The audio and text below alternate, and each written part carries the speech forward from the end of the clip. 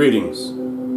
This is TK Trav, aka Travis Magus, here with LVX777. Today I'd like to talk a little bit about free will and using spirits to influence another person. So recently I got a question for advice in my Instagram DM, and a young man was asking about a female that he cared a lot about, and actually she's having some drinking problems. She's an alcoholic, and essentially he was asking me, what goetic spirit can I evoke to force her to stop drinking, to give up alcohol? That's a noble gesture, it is, but unfortunately I had to tell him, you can't really force anybody to do anything.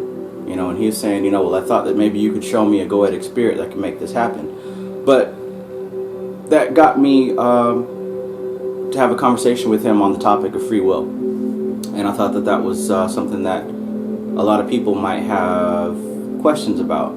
So essentially, everybody has free will.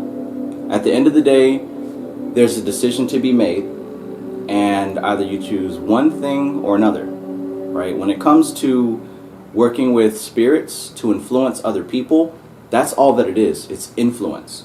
Now, you can stack the odds in your favor, but ultimately, at the end of the day, everybody has the decision to make. The number one main power of every human individual is the ability to decide, right? To make a decision. We've got so many choices all around us, so many influences, so many distractions.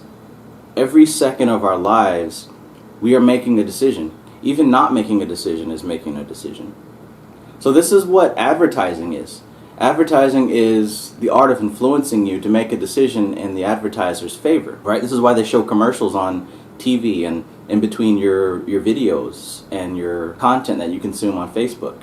These ads aren't necessarily to make you buy right now, but they're made to influence you over time so that when you do go to buy a certain product, you'll keep that company in mind. So the same concept goes with spirits. If you are trying to use a spirit to influence a person to fall in love with you or to have sex with you, understand that at the very end, that person has to decide, yes, I want to do it. They also have the choice to say no. But what you're doing with magic is you are using influence, right? You're taking advantage of the energy that is around you and around that person and in between, and you're pushing that energy in such a way to make that person decide in your favor. Now, the more elements that you can stack up, the easier it's going to be. For example, if you're doing a ritual to generate more income, say you just have one job, a 9-to-5, and you're using Bime to bring in more income, the rituals for more money. The only possible way that that can happen realistically is if you get more hours, right? So now overtime is approved. Now you're working double shifts. Might not exactly be what you wanted, but that's your only channel for this to come in.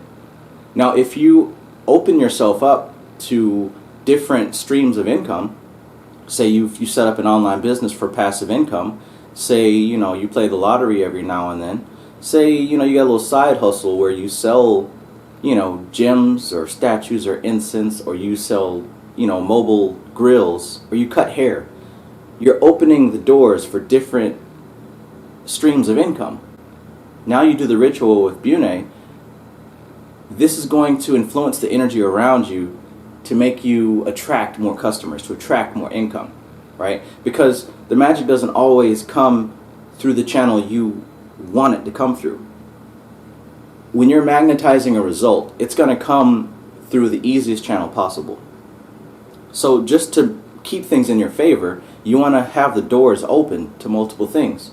So if you're trying to influence a person to fall in love with you, to have sex with you, you want to align multiple things in your favor. Number one, you want to be attractive, get the basics covered. Make sure your hygiene's on point, your dress is on point. Make sure you have a channel of open communication with that person. Make sure that the channel of open communication is positive in nature, not negative in nature. Make sure you're doing everything on your part, on the physical level. Make sure you're doing everything possible on the energetic, emotional level. And make sure you're doing everything possible on the mental level. So back with the female who the guy was interested in trying to help her get over her drinking problem, when it comes to that kind of thing, this is a personal decision, right, to give up alcohol.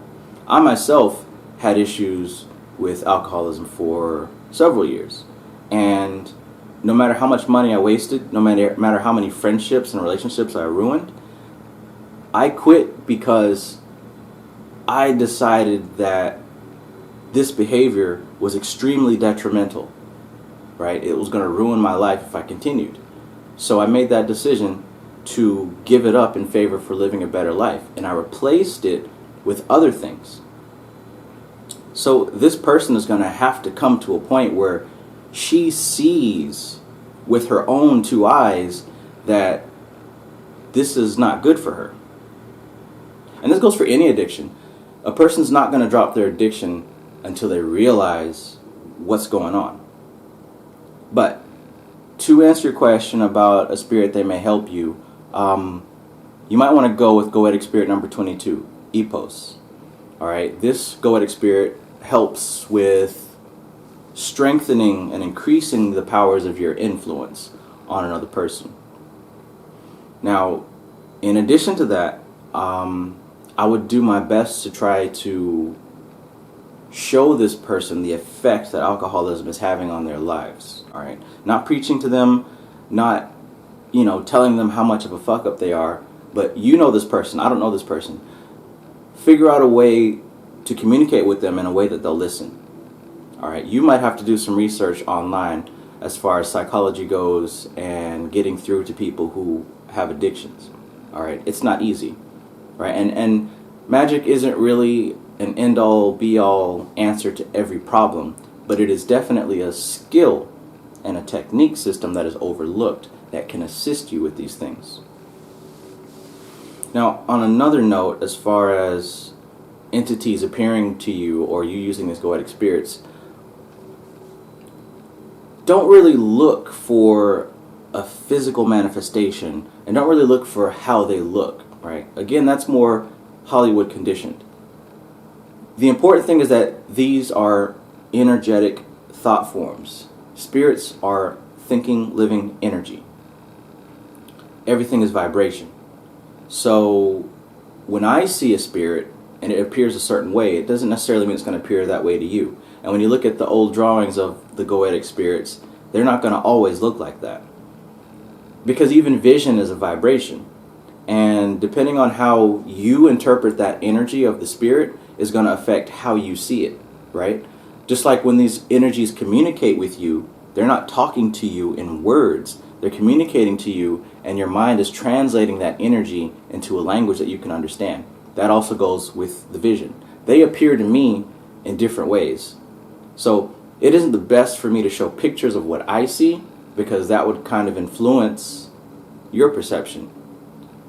But again, the bottom line is not to really be too concerned with how they look or how they're going to appear or what they sound like. The important thing is, did it work? Did you get the result? Right? When you evoke this entity, it doesn't matter if you saw it or heard it. Did you get the result you were looking for?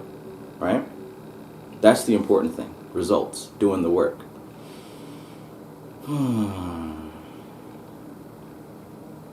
So yeah. Free will. It's still a thing. Right? Make sure that you have all the possible channels open to receive what it is you're doing a ritual for. Also make sure that you've removed doubt from the picture, because doubt will certainly impede your results. Alright? And be open to accepting the fact that magic is working. There's no such thing as coincidences. When you're doing a ritual or you're thinking about communicating with a spirit and you're seeing things that kind of correlate with what you're thinking about, that's not a coincidence. That's you tapping into that energetic frequency. That's you tapping into that spirit. Okay, so don't discount anything as a coincidence, as a happenstance, whatever. Mercury Retrograde. Pretty sure it starts today. Certainly feeling that. I just bought a new phone, and for the first time I used the little finger lock thing. Instantly forgot what the passcode is, so I got this new phone. I can't even use it. I have to like totally erase it. Mercury Retrograde is notorious for causing a lot of issues when it comes to electronics and things of that nature. But I bring that up to say, if you're having these type of electronic issues, it's temporary. Use this Mercury Retrograde to kind of hold back and do some self-reflecting, right? It's also good to not start anything new, right, as far as signing any contracts or initiating any business moves. Now is a good time to really just kind of chill, all right? You can look into Mercury Retrograde, go to Google, type it in, see what it's all about. But yeah, if you haven't noticed, a few days ago, right when it started to kick in, Facebook completely went down as far as their videos and their pictures. Like, you couldn't see anything. That's an effect of Mercury Retrograde. Now, yes, of course, these things have a physical explanation, but there's also a spiritual correlation as well. When it comes to astrology, it's kind of like predicting the weather, right? You don't want to orchestrate your life around where the stars and the signs are, but it's you know, if you know that it's going to rain, it's good to carry an umbrella with you just in case, right? It says an 80% chance of rain, a 70% chance of rain. That's not 100%, but just be prepared. So right now, with it being Mercury Retrograde, my suggestion is just to prepare by kind of stepping back a little bit. Don't be too surprised if you notice a lot of electronic things begin to fail. But, you know, like I said, it's temporary. It'll be over soon. Use this time to plant seeds, because it's also new moon season. So use this time to plant seeds for things that you expect to blossom within the next 2 weeks. So yeah, leave a comment below. Continue to send me messages or questions. I will do my best to answer you ASAP. Number 1, join the Magus Society on Facebook. It is a free group where we network as far as communicating. We pass around questions, give answers, share results, that type of thing. The link is in the bio. Number 2, if you're interested in stepping up your work, we have the Magus Academy, where we are going through these books one by one, chapter by chapter. I make a video breakdown on each chapter, and we have group discussions in the Facebook group.